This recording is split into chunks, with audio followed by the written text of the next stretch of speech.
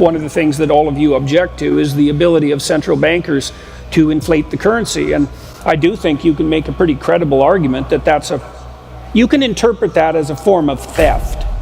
And I'm not saying, you heard that mantra back in 2008 over and over, too big to fail.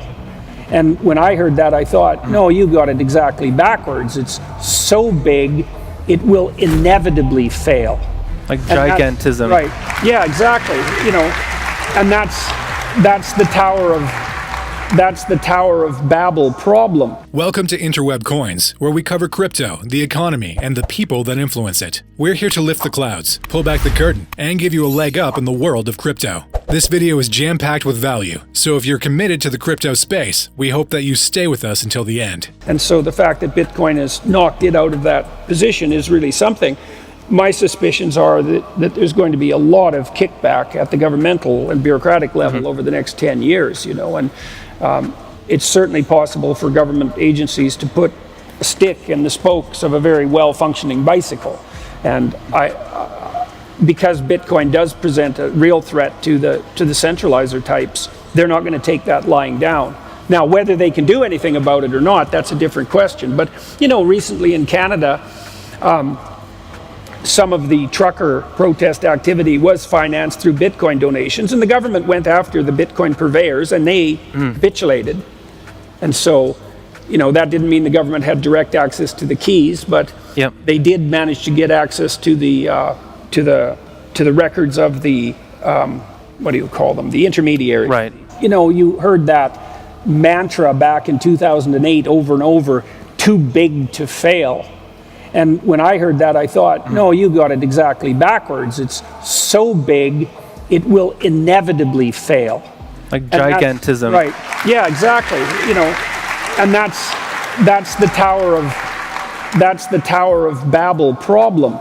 And I think part of the reason the Brits objected to the EU was because they intuited, because in no small part, it was a working class phenomena, not necessarily a complex philosophical realization, but a sense that those bureaucrats in Brussels are just too far away from us. And I think that's exactly right.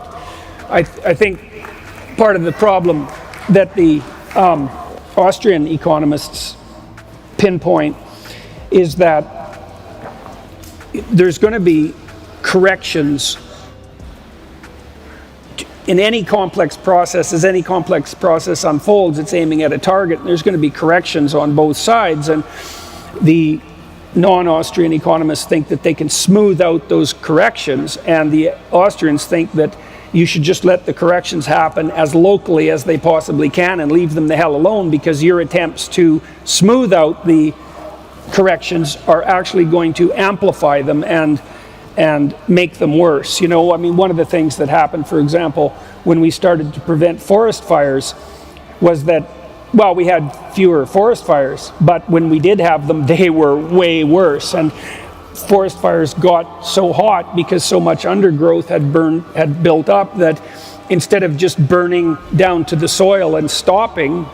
Jordan Peterson is a Canadian psychologist, cultural critic, and professor of psychology at the University of Toronto. He is best known for his critiques of political correctness, his opposition to compelled speech, and his support for individual responsibility and freedom of speech. Jordan Peterson's view that the ability of central banks to inflate a currency is theft is based on the idea that inflation effectively dilutes the value of the currency and robs savers and holders of money of their purchasing power. When central bankers engage in monetary policy that leads to an increase in the money supply, it reduces the value of each unit of currency, meaning that people with savings or fixed income streams are effectively losing money as prices rise. One typical example used to illustrate this point is the example of loaf of bread. If a loaf of bread costs $1 and the central bank engages in monetary policy that causes the money supply to double, then the price of a loaf of bread may also double to $2. While the nominal value of an individual's savings or income has not changed, the real value or purchasing power has decreased, as they can now only purchase half as much with the same amount of money.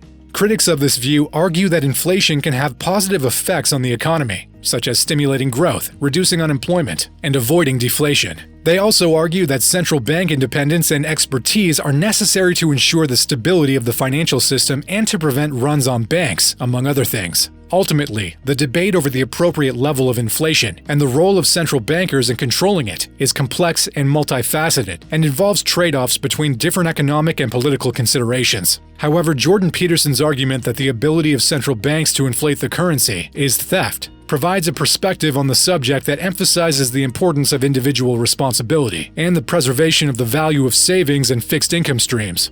According to Jordan Peterson, Bitcoin is a solution to stop central bankers from inflating currency as they like, as it operates outside of the traditional financial system and operates on a decentralized peer-to-peer basis. Unlike traditional fiat currencies, which are subject to monetary policy and can be inflated at the discretion of central banks, the supply of Bitcoin is limited by a set of mathematical algorithms and is not subject to manipulation by any central authority. By using Bitcoin, individuals can protect their savings from the erosive effects of inflation and maintain the purchasing power of their money. For example, if an individual holds $10,000 in a traditional currency and the central bank engages in monetary policy that causes the money supply to double, the real value of their savings may decrease, even if the nominal value remains the same. However, suppose the same individual holds $10,000 in Bitcoin, the supply of which is limited. In that case, the actual value of their savings is likely to be preserved, as the price of Bitcoin is not subject to manipulation in the same way. Critics of this view argue that Bitcoin is not a viable solution to the problem of inflation, as it is still a relatively new and untested asset class and is subject to high levels of volatility and risk. They also argue that it is not yet widely accepted as a medium of exchange, and that its adoption and use as a currency are limited by technical and regulatory barriers. Speaking of Bitcoin, America's first nuclear-powered Bitcoin mining facility is set to open in Pennsylvania. The 48-megawatt, 300,000 square foot data center is directly connected to the Susquehanna nuclear power plant in northeast Pennsylvania. Its 1,200-acre campus is expected to host Bitcoin mining and cloud computing services, the first of its kind in the U.S. Jordan Peterson's argument is that Bitcoin is a solution to stop central bankers from inflating currency, as they like his broader views on individual responsibility and the importance of protecting the value of savings and fixed income streams. While this argument is not universally accepted, it provides an interesting perspective on the potential benefits of decentralized peer-to-peer currencies in an era of monetary uncertainty. The famous psychologist actually pointed out in the video that the banks will try to lead a crackdown on cryptocurrencies. In fact, they already did. In the last 10 years, $2.6 billion of penalties from the SEC have been handed out to crypto firms, $2 billion from ICO penalties alone.